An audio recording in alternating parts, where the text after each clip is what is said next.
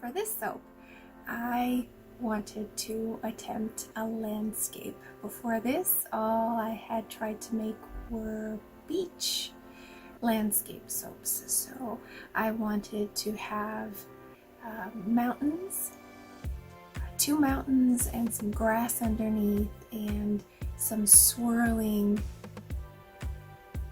clouds, wispy clouds up in the sky. And I think it was fairly successful in what I really wanted to accomplish. It took a long time, but let's see how that turned out.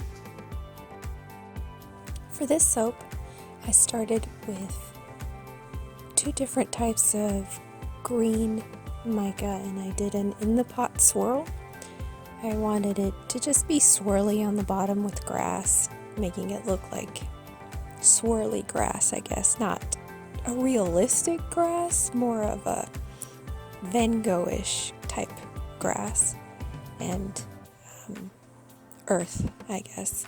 And then I wanted to make mountains. The area where we live in is mountainous, and we're always surrounded by mountains ever since I grew up as a kid. So I really wanted mountains. And here I'm just showing that the batter is not quite thick enough. You need peaks. It needs to form nice peaks, and the peaks here collapse when I try to do that with the spoon. So I mixed it a little bit more with my stick blender until I got the right consistency. And once I got the right consistency, or something close, I started to build the mountains. I wanted one on each side, fairly symmetrical,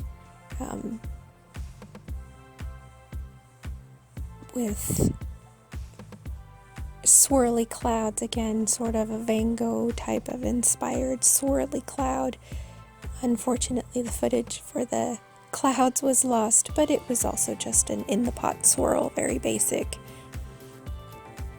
Adding blue and then adding a little bit of white, trying to mix it a little up, pouring, and then continuing to add white so that there's an even distribution of white in there, mixed in with the blue. I used a popsicle stick to try to mold the mountains. I think it worked out well. I had seen a tutorial on how to do it with a spoon, but I found the spoon was a little bit too big and I couldn't quite get in the spots that I needed to. And even just spooning the mountains onto the mold was a bit of a challenge, I think, to try to get it in there. But looking back at it, I mean, I could have just added it and then formed it. But I had a certain vision in my head of what I wanted to do. I think it worked out well to do it this way, a little bit at a time. You have a little bit more control with how it's going to turn out, I think. And I didn't quite want the bottom to be completely covered in mountainous dirt. I wanted it to show just peaks of mountains coming out of the earth, and wanted to have grass as the bottom layer. So I just kept adding and building on up to the mountains. And this is close to the consistency you want for frosting, but it should be just a tiny bit more thick, just a little bit thicker. This will just pour out of your piping bag if you pipe.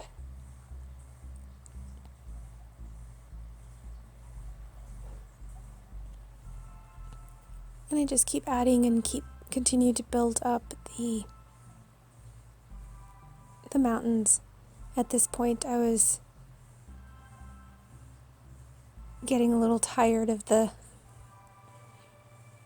stick, and I wanted to make sure that I had the perfect peaks. I wanted them to be like new mountains, so sharp peaks. I wanted sharp peaks, as sharp as I could get them. And not wanting to be wasteful, I tried to use as much of the brown batter in the soap. Unfortunately, the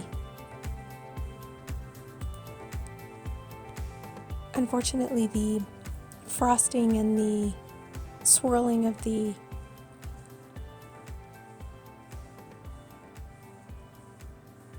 clouds in the sky was lost.